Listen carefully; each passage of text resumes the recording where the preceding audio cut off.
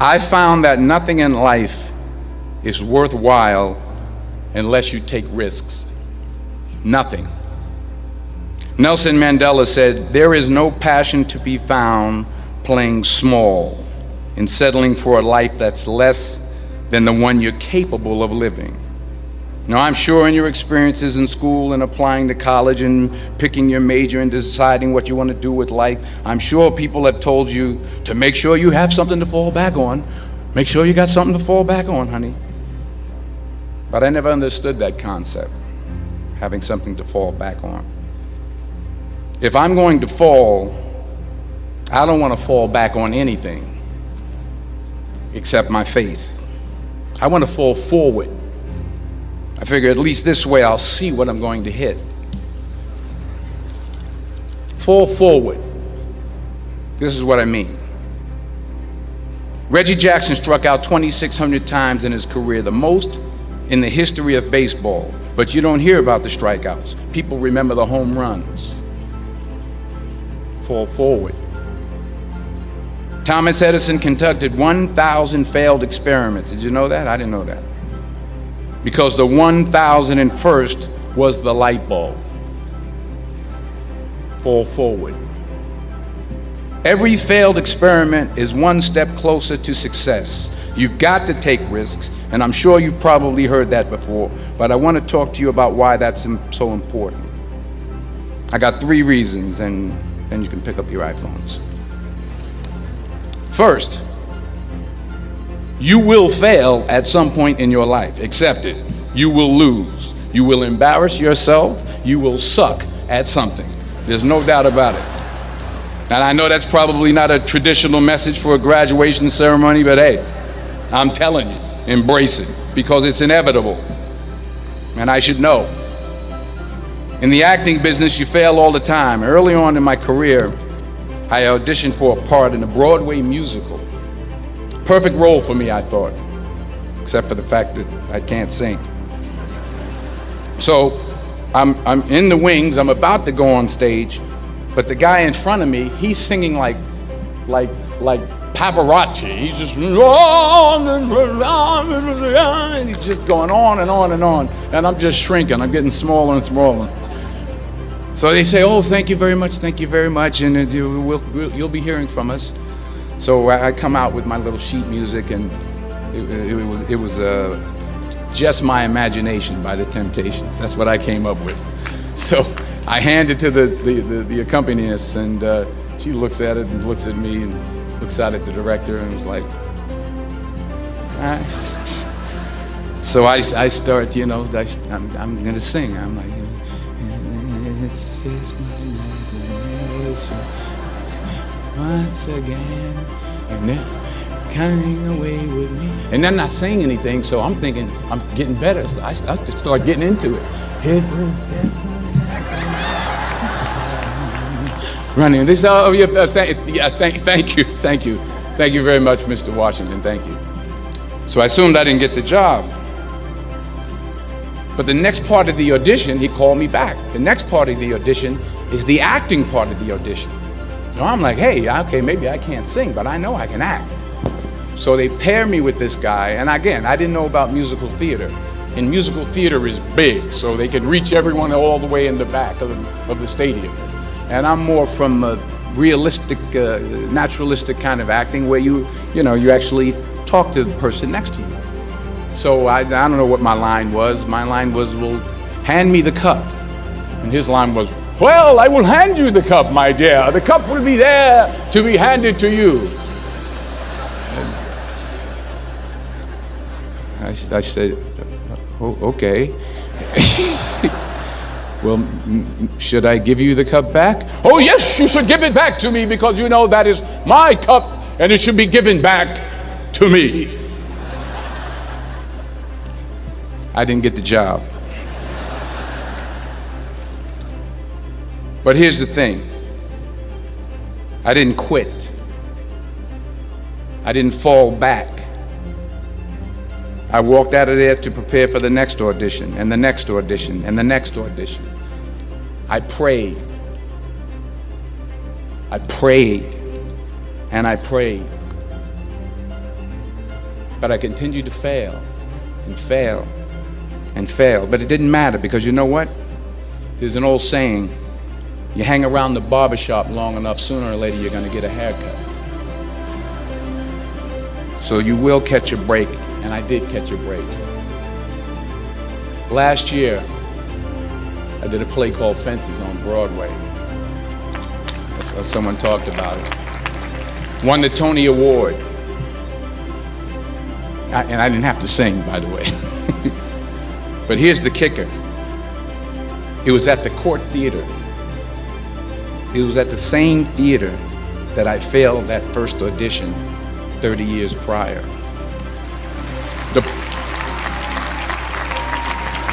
The point is, and I'll pick up the pace, the point is, every graduate here today has the training and the talent to succeed.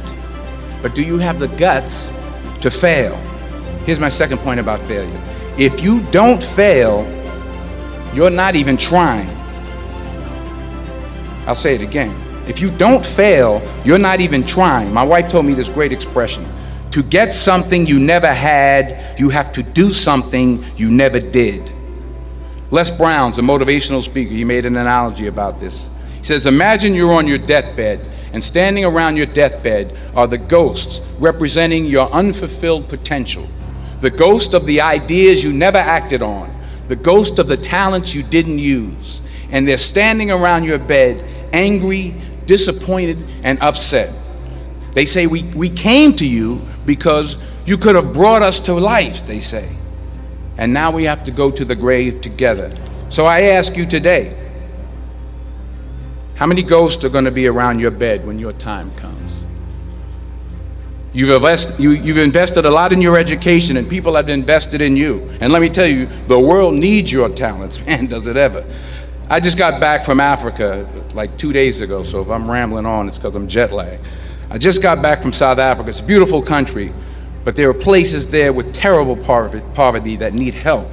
And Africa is just the tip of the iceberg. The Middle East needs your help. Japan needs your help. Alabama needs your help. Tennessee needs your help. Louisiana needs your help. Philadelphia needs your help. The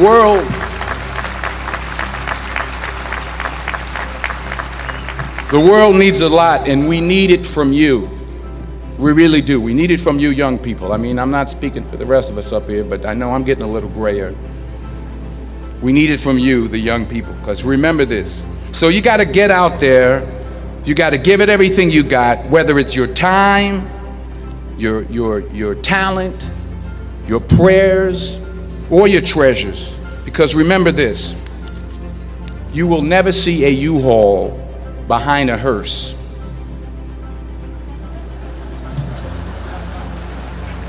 I'll say it again. You will never see a U-Haul behind a hearse. You can't take it with you. The Egyptians tried it, and all they got was robbed. So the question is, what are you going to do with what you have? I'm not talking about how much you have. Some of you are business majors. Some of you are theologians, nurses, sociologists. Some of you have money. Some of you have patience. Some of you have kindness. Some of you have love. Some of you have the gift of long suffering. Whatever it is, whatever your gift is, what are you going to do with what you have? All right, now here's my last point about failure. Sometimes it's the best way to figure out where you're going. Your life will never be a straight path. I began at Fordham University as a pre-med student. I took a course called cardiac morphogenesis. I still can't say it. Cardiac morphogenesis. I couldn't read it. I couldn't say it. I sure couldn't pass it. So then I decided to go into pre-law, then journalism. And with no academic focus, my grades took off in their own direction.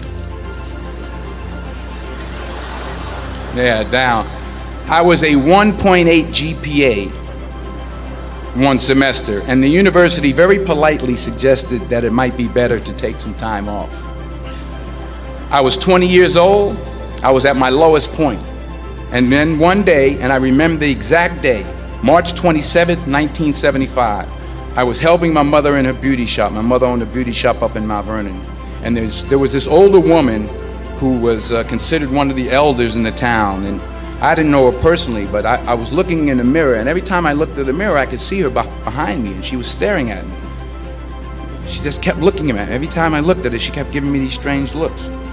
So she finally took the dryer off her head and she said something I'll never forget. First of all, she said, "Somebody give me a piece of paper. Give me a piece of paper." She said, "Young boy, I have a prophecy, a spiritual prophecy." She said, "You are going to travel the world and speak to millions of people." Now mind you, I'm 20 years old, I'm flunked out of school. In fact, like a wise ass, I'm thinking to myself, maybe she's got something in that crystal ball about me getting back into school next fall. But maybe she was on to something, because later that summer, while working as a counselor at a YMCA camp in Connecticut, we put on a talent show for the campers. And after the show, another counselor came up to me and asked, "Have you ever thought about acting? You're good at that." So when I got back to Fordham that fall, I got in and I changed my major once again for the last time. And in the years that followed, just as that woman prophesied, I have traveled the world and I have spoken to millions of people through my movies. Millions who up till this day couldn't see me, who up till this day I couldn't see while I was talking to them, and they couldn't see me, they could only see the movie. They couldn't see the real me. But I see you today, and I'm encouraged by what I see. And I'm strengthened by what I see. And I love what I see.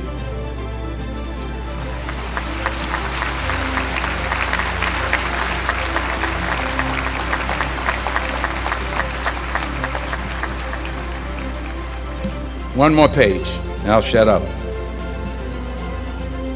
Let me conclude with this one final point, and actually the president kind of brought it up. It has to do with the movie Philadelphia. She stole my material. Many years ago, I did this movie called Philadelphia.